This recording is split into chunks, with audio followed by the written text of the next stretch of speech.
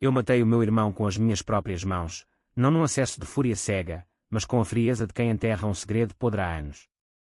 O sol de Lisboa batia impiedoso no meu rosto enquanto o via cair, os olhos dele ainda cheios de incredulidade, como se o sangue que escorria pela sarjeta da Rua Augusta fosse apenas vinho derramado de uma garrafa barata. E nesse momento, soube que a vingança não era um fim, mas o começo de uma solidão que me engoliria inteiro, como o Tejo engole os seus fantasmas ao anoitecer. A polícia diria que foi um assalto comum, daqueles que acontecem nas sombras dos becos do Barro Alto, mas eu planeei cada respiração, cada sombra que me cobriu. Minha mãe, com as mãos trêmulas no rosário que apertava como se fosse a última âncora da sua fé católica, sussurraria para as vizinhas que era o castigo divino pela nossa família amaldiçoada, e talvez tivesse razão, porque eu me tornei o diabo que ela mesma ajudara a criar.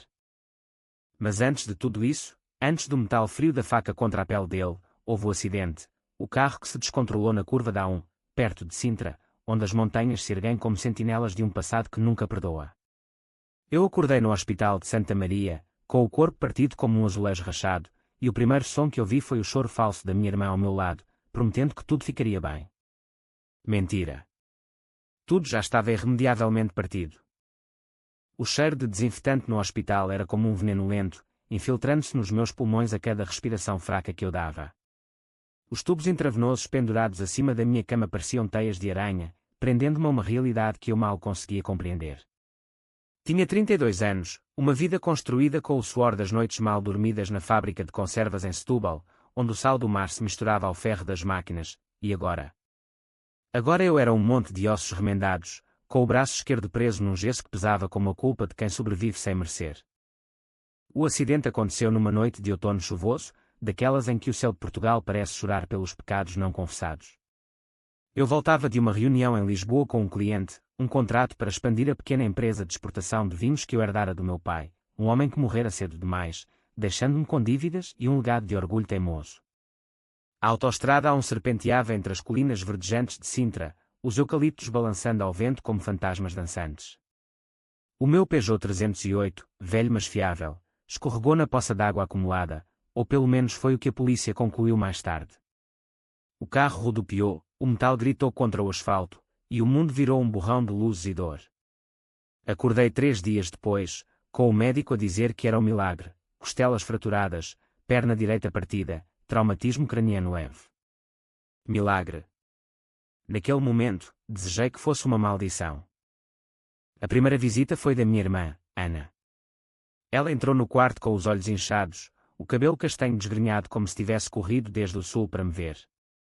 Ana tinha 28 anos, 2 filhos pequenos e um marido que trabalhava na construção em Faro, mas ali, ao meu lado, parecia uma miúda assustada. Irmão, graças a Deus, murmurou, pegando na minha mão boa. O João e a mãe estão a caminho. O carro. Foi um azar terrível. Eu forcei um sorriso, mas algo no tom dela me picou, uma hesitação, como se as palavras fossem pedras que ela escolhia com cuidado para não magoar. Perguntei pelo meu telemóvel, pelas chaves do carro, mas ela desviou o olhar para a janela, onde o sol de Lisboa filtrava através das cortinas brancas. Não te preocupes com isso agora. Descansa. O João chegou nessa tarde, o meu irmão mais velho, com 35 anos e o ar de quem sempre soube mais do que dizia. Ele era o sucesso da família, advogado em Lisboa, casado com uma mulher de família abastada, vivendo num apartamento no Chiado com vistas para o Castelo de São Jorge. Entrou com um ramo de flores silvestres, esteve escolhidas nas colinas, disse ele, para me lembrar das nossas infâncias em Mafra, onde corríamos descalços pelos pinhais.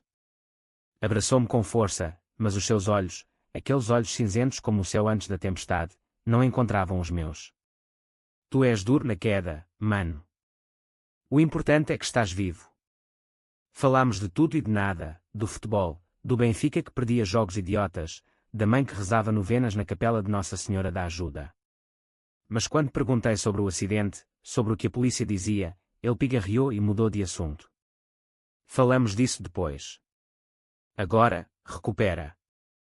A mãe veio no dia seguinte, sozinha, porque o pai dela, o nosso avô, estava doente no lar em Cascais. Ela era a âncora da família, viúva desde os 50, com mãos calejadas de anos a costurar rendas em Alcochete. Sentou-se ao pé da cama, o rosário entre os dedos, e chorou baixinho enquanto me contava como recebera a chamada da polícia. Meu filho, o coração parou-me. Pensei que te perdia como ao teu pai. Abracei-a como pude, sentindo o cheiro a lavanda e agir das suas roupas lavadas à mão. Mas mesmo ali, no conforto do seu abraço, senti uma frincha, por que razão o João não me contara sobre as marcas de travagem duvidosas no relatório preliminar. Eu ouvira os enfermeiros murmurarem algo sobre possível sabotagem, mas ninguém confirmava. Os dias no hospital fundiram-se num nevoeiro de analgésicos e visitas rotineiras. Ana trazia bolos de nata da pastelaria de Belém, quentes e doces como memórias falsas. O João discutia casos legais ao telefone, mas evitava os meus olhos quando eu insistia em saber mais. A mãe rezava, e eu fingia acreditar que era suficiente. Mas à noite, sozinho com o bip dos monitores, a mente começava a girar. Porquê eu? Porque agora, quando o contrato com o cliente francês podia salvar a empresa da falência? Sonhava com o carro a derrapar, mas no sonho, via mãos invisíveis no volante, empurrando-me para o abismo. Quando me deram alta, 2 semanas depois, o mundo lá fora era o mesmo Lisboa de sempre, o elétrico 28 rangendo pelas colinas, os turistas a fotografar os arcos da Rua Augusta, o cheiro a marisco grelhado nas tasquinhas do cais do Sodré. Mas eu via tudo através de um filtro de suspeita. O João insistiu em levar-me para casa dele no Chiado, para te vigiares, e eu aceitei, porque o meu apartamento em Setúbal ainda cheirava a mofo e solidão. No carro dele, um Audi reluzente que contrastava com o meu Peugeot destruído, perguntei diretamente, o que é que a polícia encontrou no carro? Ele apertou o volante, os nós dos dedos brancos. Nada demais, mano. Fios soltos, talvez um problema mecânico. O mecânico disse que era normal em carros velhos. Mentira. Eu sabia, porque o Peugeot fora revisto há um mês, e o recibo estava no porta-luvas que agora estava selado como prova. Naquela noite, no apartamento dele, enquanto a mulher dele, a Sofia, preparava bacalhau à brás com a eficiência de quem nasceu em berço de ouro, eu revirei as gavetas do meu quarto de hóspede. Encontrei o meu portátil, intacto, e abri os e-mails. O contrato com o francês, assinado, pronto para mudar tudo. Mas havia uma mensagem não lida, de um número desconhecido, enviada na véspera do acidente: cuidado com os teus. Nem todos querem o teu sucesso. O coração acelerou. Quem? Porquê? Liguei para o João, mas ele estava em reunião. Ana não atendia. A mãe, quando finalmente pegou o telefone, soou cansada. Descansa, filho. É só paranoia do acidente. Não era paranoia. Era o primeiro fio de uma teia que me sufocaria.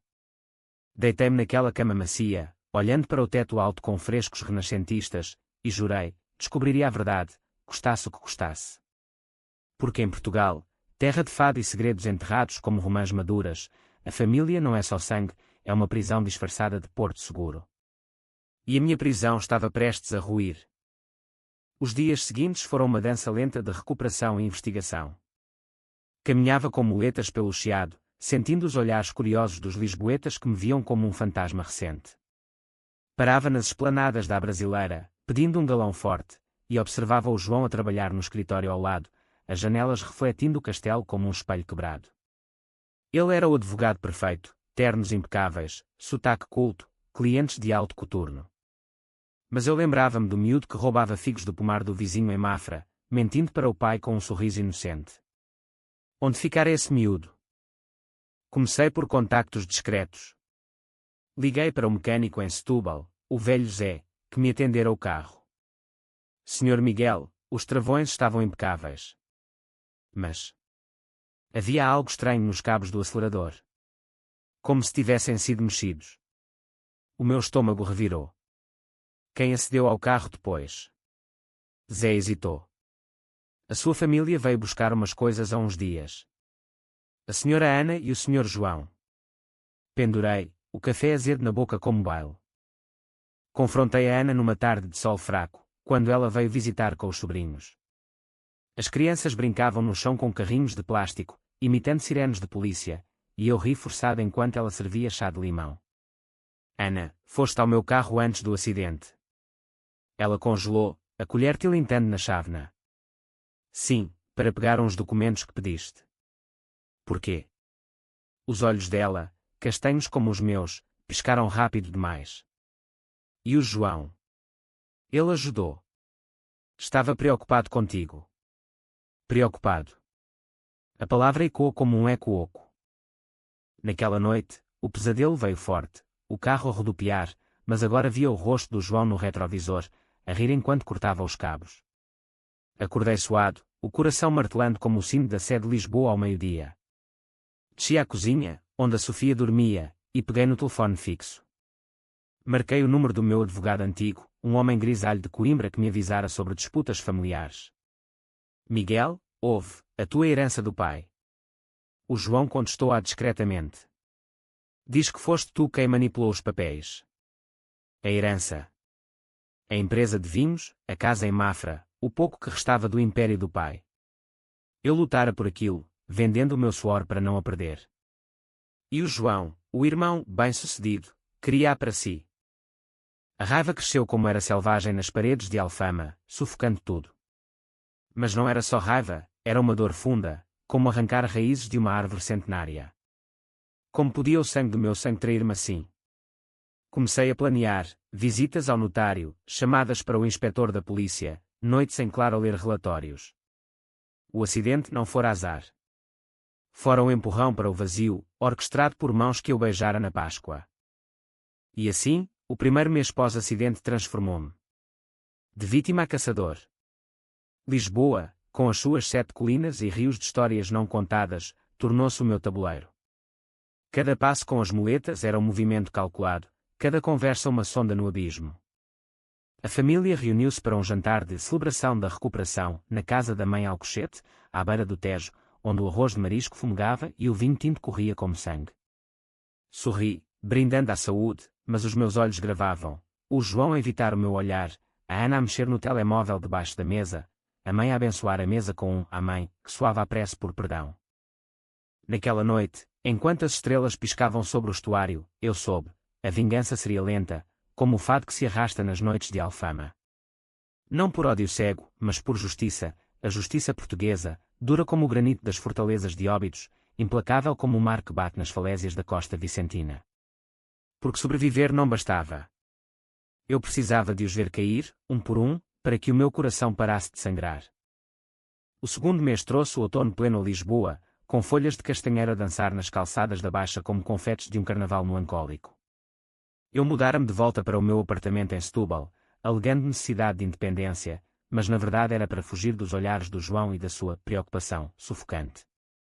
O lugar cheirava a sal e a memórias, fotos do pai na parede, garrafas de vinho do Douro na prateleira, o som distante das ondas a quebrar no sado. Ali, sozinho, eu desenterrei o passado como um arqueólogo em ruínas romanas. Comecei pelo notário em Mafra, o Dr. Almeida, um homem de bigode grisalho e óculos grossos que cheirava a tabaco e arquivos poeirentos. Sentámo-nos na sala escura, iluminada por uma lâmpada de secretária que zumbia como um inseto preso. O testamento do seu pai é claro, Miguel, disse ele, folheando papéis amarelados. A empresa é sua, com 60% das ações. O João tem 20%, a Ana 10%, e o resto para a sua mãe. Mas havia anotações marginais, rabiscos em caneta azul, contestação pendente por João Santos, alegando falsificação. Falsificação. O meu sangue gelou. Quando foi isso? Há 6 meses. Ele diz que você alterou datas para herdar mais. Saí dali com o coração a galopar, dirigindo o carro alugado, um Fiat cinzento, anónimo como as sombras do Rossio, de volta a Lisboa. Parei no terreiro do Paço, olhando para o Tejo que brilhia sob o sol fraco, e liguei para o João. Precisamos de falar. Sobre a herança. A voz dele veio tensa, como corda de viola prestes a rebentar. Mano, não é boa ideia agora. Estás fraco. Fraco. Eu sobrevivi a um carro que tu mandaste sabotar. Silêncio. Depois, um riso forçado. Estás delirante. Vem cá amanhã, resolvemos. No dia seguinte, no escritório dele no Chiado, o ar era pesado de livros de direito e café forte. Ele sentou-se atrás da secretária de mogno, as mãos entrelaçadas como em tribunal. A herança. Foi um erro de interpretação. O pai queria equilibrar as coisas. Tu foste sempre o favorito, com a empresa. Eu só queria uma fatia justa. Justa? Ri, amargo como vinho verde azedo. Justa como cortar os cabos do meu carro. Os olhos dele estreitaram. Não sei do que falas. Mas se queres saber, sim, eu contestei. Porque tu estás a afundar a empresa com decisões idiotas. Contratos com franceses que não pagam, dívidas acumuladas. Eu posso salvá-la. Salvar. A palavra ecoou como uma sentença. Discutimos por horas, ele acusando-me de egoísmo, eu a lançar farpas sobre a sua vida de aparências, a mulher rica que o mantinha como um troféu. No fim, ele assinou um papel revogando a contestação, pela família, disse. Mas eu via a frincha, o ódio latente, o ciúme que fermentava como mosto no Alentejo. Abracei-o ao sair, sentindo os ossos dele duros sob o fato, e sussurrei, obrigado, irmão. Mas lembra-te, em Portugal, o sangue trai, mas a memória não esquece. A Ana foi mais fácil de confrontar. Encontrei-a num café em Belém, perto do Mosteiro dos Jerónimos, onde o cheiro a pastéis de nata misturava-se ao sal do rio. Ela chegara com os filhos, as mãozinhas pegajosas de açúcar, e ria enquanto limpava as caras deles. Miguel, que bom ver-te sem muletas. Abracei-a, mas o meu nariz captou o perfume barato que ela usava para disfarçar o cansaço. Ana, o carro. Tu e o João foram lá. Por quê? Ela baixou os olhos para o café, mexendo o açúcar devagar. Ele pediu. Disse que precisava de documentos para um processo. Eu não pensei. Achava que era para te ajudar. Ajudar. Mais uma mentira embrulhada em afeto. Pressionei, e a mensagem anônima. Alguém avisou-me. Ela empalideceu, o rosto como cera derretida. Eu. Ouvi o João ao telefone, a falar com alguém sobre resolver o problema. Pensei que era trabalho. Miguel, juro, eu não sabia. Lágrimas escorreram, genuínas ou não, e eu senti uma pontada, ela era a irmã, a que partilhara segredos de infância, as noites a roubar laranjas no pomar. Abracei-a de novo, mas o abraço era veneno lento. Está bem, mana. Mas se houver mais, diz-me. Somos família. De volta a Setúbal, mergulhei nos registros da empresa. As noites eram longas, o ecrã do computador iluminando o meu rosto como a lua cheia sobre as praias desertas da Arrábida. Descobri transferências suspeitas, dinheiro da conta da empresa para uma offshore nas Ilhas Caimán, assinado pelo João como consultoria legal. 100.000 euros, o suficiente para pagar dívidas ou comprar silêncios.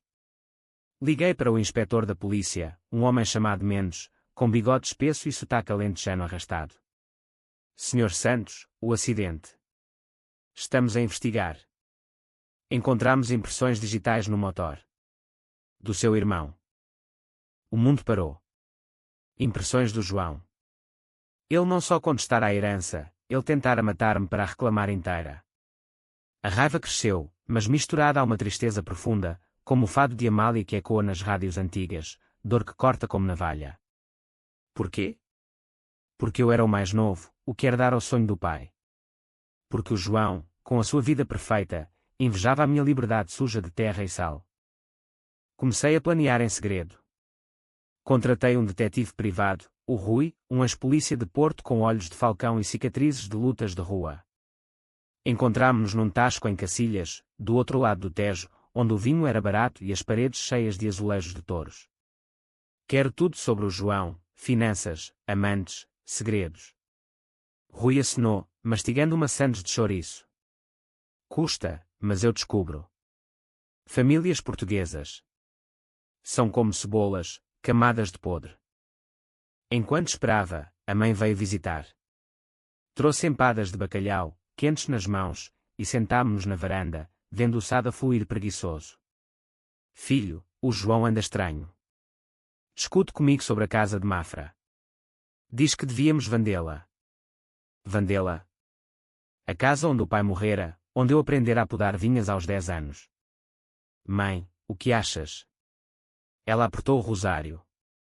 Acho que o diabo entrou na nossa casa. Mas reza, Miguel. A Virgem protege. Rezar. Eu rezava, sim, por paciência, por força. Mas o meu rosário era de aço frio. O relatório do Rui chegou por e-mail uma semana depois. O João tinha uma amante, uma secretária de 25 anos em Cascais, grávida de 3 meses. Apartamento pago com fundos da empresa. E dívidas, jogos no casino de Estoril, apostas que o devoravam vivo. Ele precisava do dinheiro, da minha morte. A traição cortava fundo. Lembrei-me das festas de Natal em Mafra, o João oferecer-me o primeiro copo de vinho, para o futuro, irmão. Futuro que ele queria roubar. Liguei para a Ana, sabe da amante. Silêncio. Sim. Ele pediu-me para mentir à Sofia. A teia apertava. Todos cúmplices, ou pelo menos cegos. Numa noite de lua nova, caminhei pela praia de Troia, as ondas lambendo os pés como confissões não ditas. O mar era negro, infinito, e eu gritei para ele, porquê? O vento levou a pergunta, mas não a resposta. Voltei para casa decidido, a vingança seria pessoal, psicológica, como um veneno que corrói de dentro. Não o mataria ainda, faria-o desejar a morte. Começaria pela amante, pelo dinheiro, pela família que ele destruíra. E assim, o outono de Lisboa tornou-se o meu inverno interior. Cada folha caída era uma camada da minha dor, cada brisa um sussurro de traição. Sobrevivera ao acidente, mas a verdadeira batalha era esta, contra o sangue que me negava, contra o espelho que me devolvia um homem quebrado mas renascido em fúria. O inverno chegou a Portugal com um manto de neblina que envolvia Lisboa como um véu de viúva, tornando as ruas do bairro alto labirintos de segredos sussurrados nas portas das casas de fado. Eu passara o outono a reconstruir-me fisicamente, fisioterapia em Setúbal, onde o terapeuta, um homem de Aveiro com mãos firmes como o mar gelado, me forçava a dobrar o joelho partido até doer como o inferno. Mas a mente. Essa era um campo minado, onde cada memória explodia em fragmentos de dúvida e ódio. O relatório do Rui era o meu mapa, páginas impressas em papel barato, cheias de fotos granuladas e transcrições de chamadas. O João encontrava-se com a amante, a Inês, num motel discreto em Oeiras, às terças e quintas, quando a Sofia pensava que ele estava em tribunal. Ela era jovem, com cabelo loiro tingido e olhos famintos, trabalhando como recepcionista num hotel de luxo no Estoril. Grávida, vulnerável, o calcanhar de Aquiles dele. E as dívidas? Centenas de milhares, apostas no blackjack que o levavam a noites sem dormir, olhos ingestados como os de um touro antes da arena. Comecei pequeno, testando as águas como um pescador no Tejo. Enviou um e-mail anónimo para a Inês, do endereço verdadeoculta@protonmail.com. O João planeia deixar-te assim que o bebê nascer. Ele já tem outra. Anexei fotos do motel, timestamps que provavam mentiras. Nada dramático, só o suficiente para plantar dúvida. 2 dias depois, Rui confirmou. Ela confrontara-o, gritaria no carro, ele a prometer mundos que não podia dar. Mas o verdadeiro golpe foi com a Sofia. Marquei um café com ela no Versalhes, na Avenida da Liberdade, onde as mesas de mármore ecoam conversas de elite. Ela chegou pontual, elegante num casaco de cashmere, o cabelo preso num coque perfeito. Miguel, que bom ver-te recuperado. O João fala tanto de ti. Ri por dentro, falava, sim, de como me eliminar. Sofia, preciso de te contar algo. Sobre ele. Mostrei-lhe extratos bancários falsificados, mas convincentes, transferências para offshore, assinadas por ele. Ele está a roubar a empresa da família. Para pagar dívidas de jogo. Os olhos dela, verdes como as vinhas do Dão, arregalaram-se. Não pode ser. Ele é meticuloso. Meticuloso na traição, pensei. Verifica. Por mim, pela família. Ela assinou, trêmula, e pagou o café antes de sair, passos rápidos como um coelho assustado. Naquela noite, Rui ligou, discuta épica no Chiado. Ela ameaçou divórcio. Ele implorou, mas ela contratou um advogado. Senti o primeiro gosto da vingança, doce como mel de rosmaninho, amargo como absinto. Mas não era suficiente. A dor ia mais fundo, enraizada na infância que partilháramos. Lembrei-me das tardes em Mafra, o pai a ensinar-nos a colher uvas, as mãos dele calejadas como as nossas seriam um dia. A família é o vinho, fermenta, envelhece, mas se apodrece, tudo azeda. O João ria então, mas agora eu via, ele apodrecera primeiro, ciumento do meu lugar ao lado do pai, do sonho que eu carregava. Confrontei a mãe num domingo de missa na sede de Setúbal. Ela saía da igreja, o véu negro contrastando com o sol pálido, e eu a esperei no adro, entre as oliveiras centenárias. Mãe, o João sabotou o carro. Para me matar. Ela parou, o rosário caindo para o chão com um tilintar metálico. Não, filho. Ele é o teu irmão. O diabo mente. Mas os olhos dela traíam, lágrimas não de negação, mas de culpa antiga.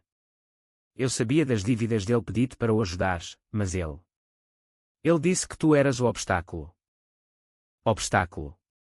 Eu, o irmão mais novo, o que lutara pela empresa enquanto ele jogava. Abracei-a, sentindo o corpo frágil tremer. Mãe, por que não me disseste? Porque a família guarda segredos, Miguel.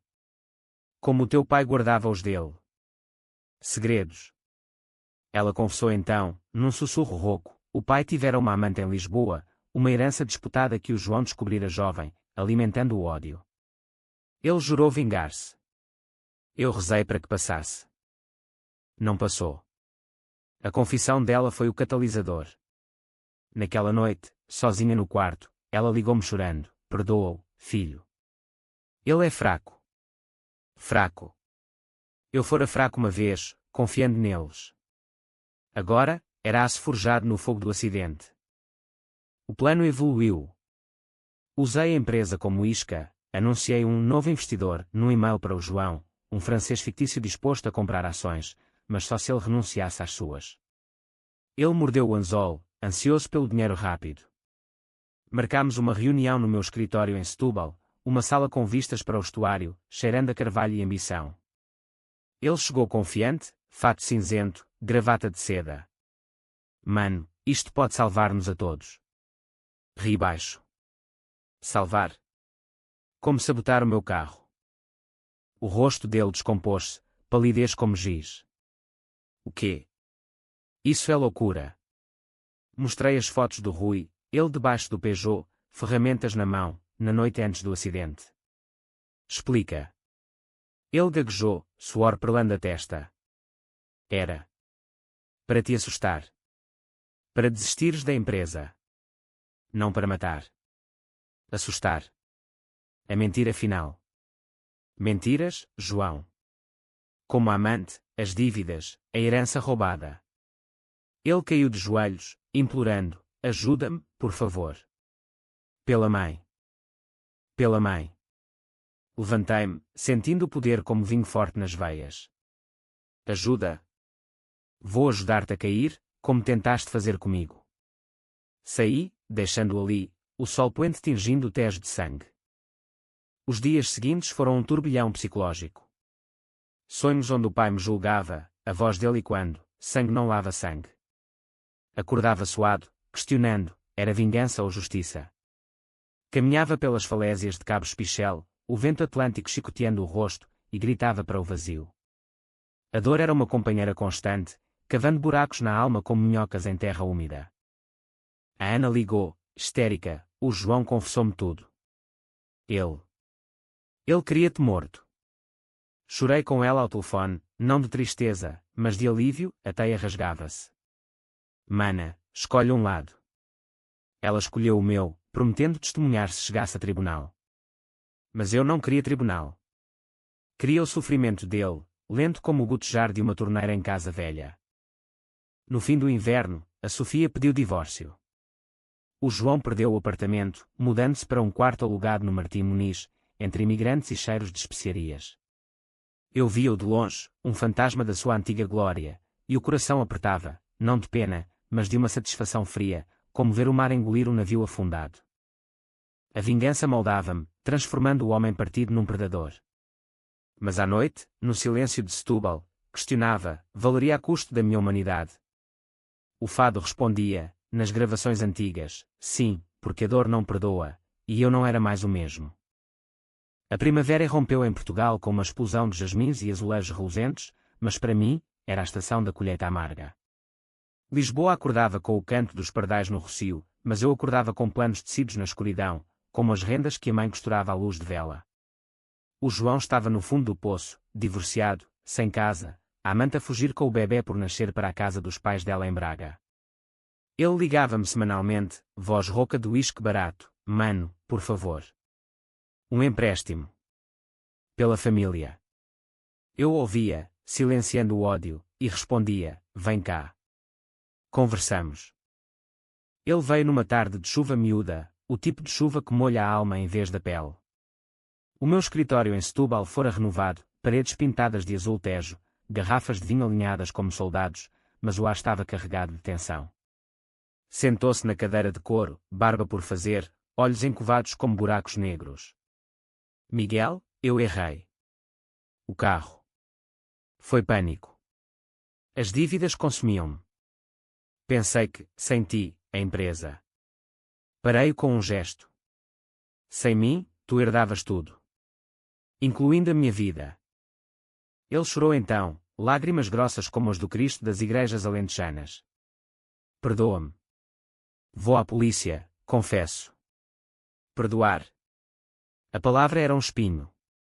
Em vez disso, ofereci um acordo. Ele renunciaria a todas as ações da empresa, assinaria uma confissão privada, e eu pagaria as dívidas, mas sob vigilância minha. "Trabalharás para mim, na fábrica. Aprenderás o que é suor de verdade." Ele assinou, desesperado, assinando os papéis com mão trêmula. Mas era uma armadilha, os papéis incluíam cláusulas que o atavam, expondo a chantagem futura. Enquanto isso, a Ana distanciava-se. Vinha visitar menos, alegando as crianças, mas Rui descobrira, ela recebera dinheiro do João, 10.000 euros, para emergências. Confrontá-la foi num jardim em Belém, sob os Jerónimos que vigiavam como monges silenciosos. "Traíste-me também, mana." Ela negou, mas os olhos traíram. Ele disse que era temporário. "Que tu perdoarias." Perdoar. Ri, o som enquanto como vidro partido. "Tu és cúmplice. Mas por ti, e pelas crianças, dou-te uma saída, devolve o dinheiro e fica longe." Ela devolveu, em prestações, e cortou laços com ele.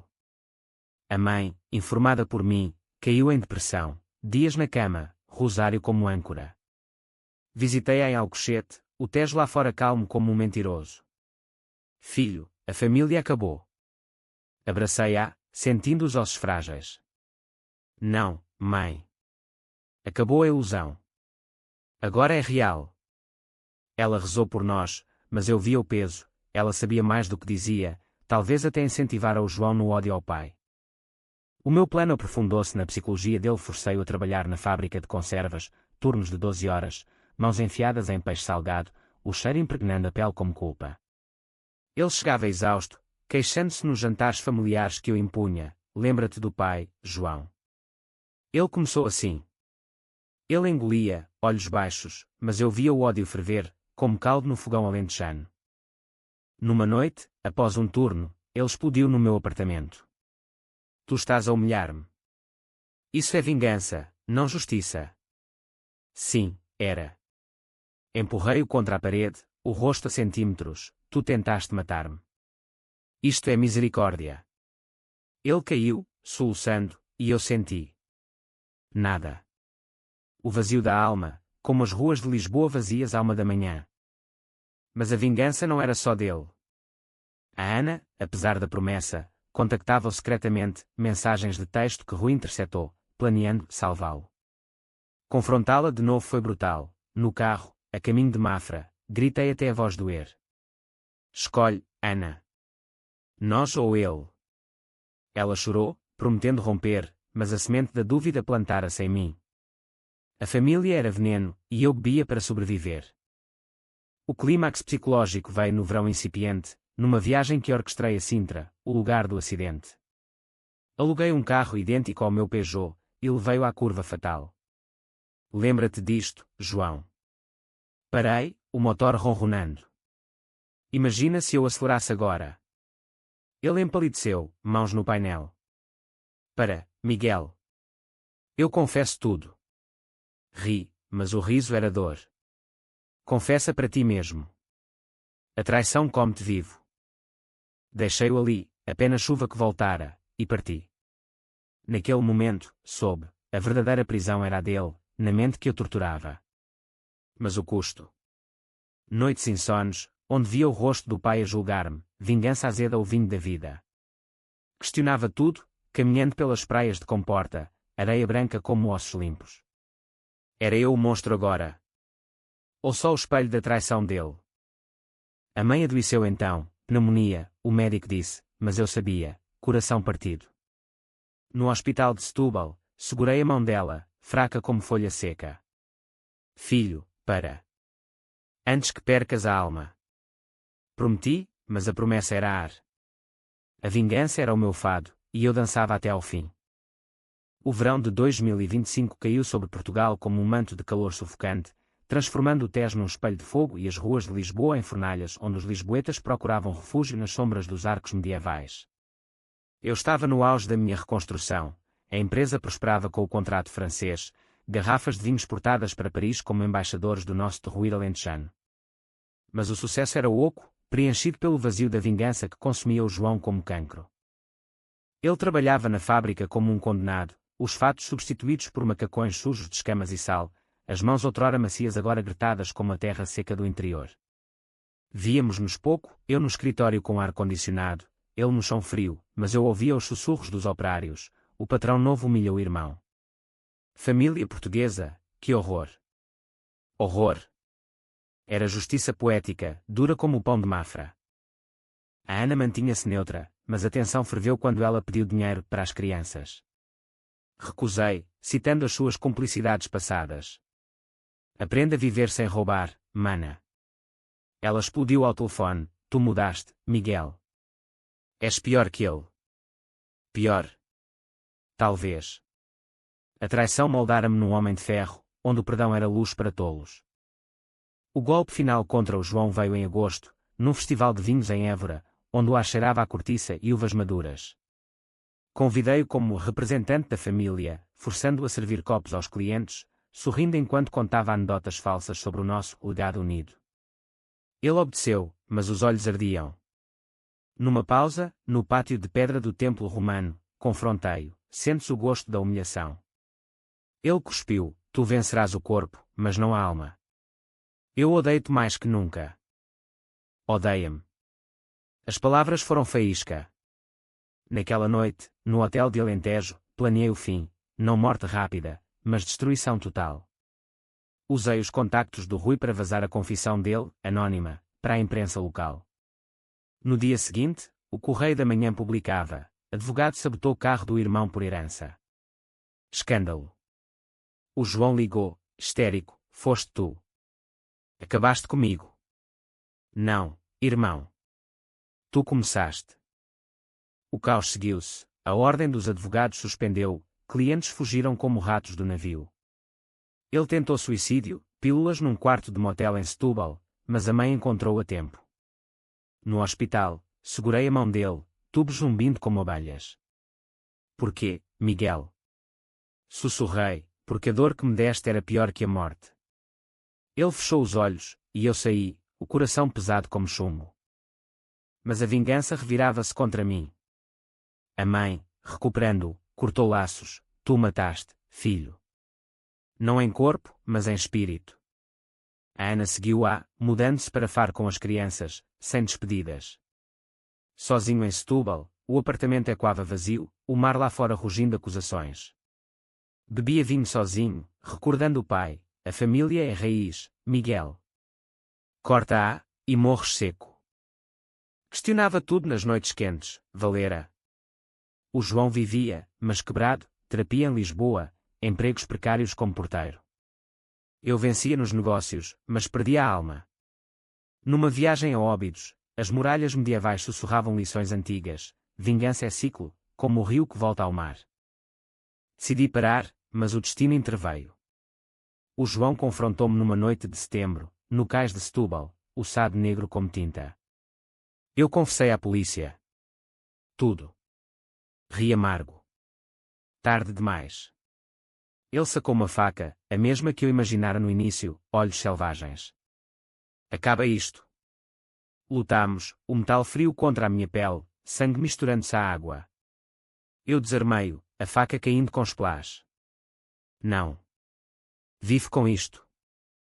Ele fugiu, um vulto na névoa, e eu fiquei, ferido mas vivo. A polícia chamou agressão, mas eu calei-me. A vingança culminara não em morte, mas em sobrevivência mútua, dois irmãos fantasmas, assombrados pelo mesmo sangue. O outono retornou, tingindo as vinhas de dourado e vermelho, como feridas cicatrizando sob o sol morno de Portugal. Lisboa, com as suas folhas caídas nos passeios de cedro, parecia perdoar os pecados do verão, mas eu não. O confronto no cais deixara-me com uma cicatriz no antebraço, fina, como uma veia exposta, lembrete diário de quão perto chegáramos do abismo. O João desaparecera, rumores diziam que fugira para o Algarve, trabalhando em bares de turistas, bebendo para esquecer. A polícia arquivara o caso como disputa familiar, sem acusações, porque o sangue é espesso, mesmo quando azedo. A mãe reconciliou-se parcialmente, convidando-me para o Natal em Alcochete. A casa cheirava a rabanadas fritas e lenha crepitante na lareira, o Tejo lá fora sereno como um padre após confissão. Sentámo-nos à mesa, só nós dois, Ana recusara, ainda magoada, e ela abençoou o bacalhau com lágrimas nos olhos. Filho, o perdão é o vinho que cura. Bebi, mas o gosto era amargo. Mãe, ele tentou acabar comigo 2 vezes. Ela acenou, sábia na dor. E tu acabaste com ele. Basta. Basta. A palavra ecoou nas semanas seguintes. Vendi parte da empresa, contratei um gerente imparcial, e comecei terapia, um psicólogo em Lisboa, num consultório com vistas para o castelo, onde desenterrei as raízes. O ciúme do João nascera na morte do pai, quando eu, o mais novo, herdara o sonho. A vingança foi o teu escudo, disse o terapeuta, voz calma como o Douro em paz. Mas agora, solta-o. Soltei, devagar, cartas não enviadas ao irmão, passeios solitários pela Serra da Arrábida, onde o mar batia como batimentos de um coração regenerado. A Ana voltou no ano novo, com as crianças rindo nos braços. Abraçámo-nos no rocio, fogos de artifício explodindo como confetes de redenção. Perdoa-me, Miguel. Perdoei, porque o ódio era prisão, e eu ansiava liberdade. Juntos, visitámos a sepultura do pai em Mafra, o granito frio sob as mãos. Ele ficaria orgulhoso, disse ela. Orgulhoso. Talvez, da resiliência, não da dor. O João reapareceu em março, magro como um junco, barba grisalha prematura. Encontrámo-nos num café em Belém, pastéis intocados na mesa. Eu errei, mano. Profundamente. Os olhos dele, outrora frios, agora suplicavam.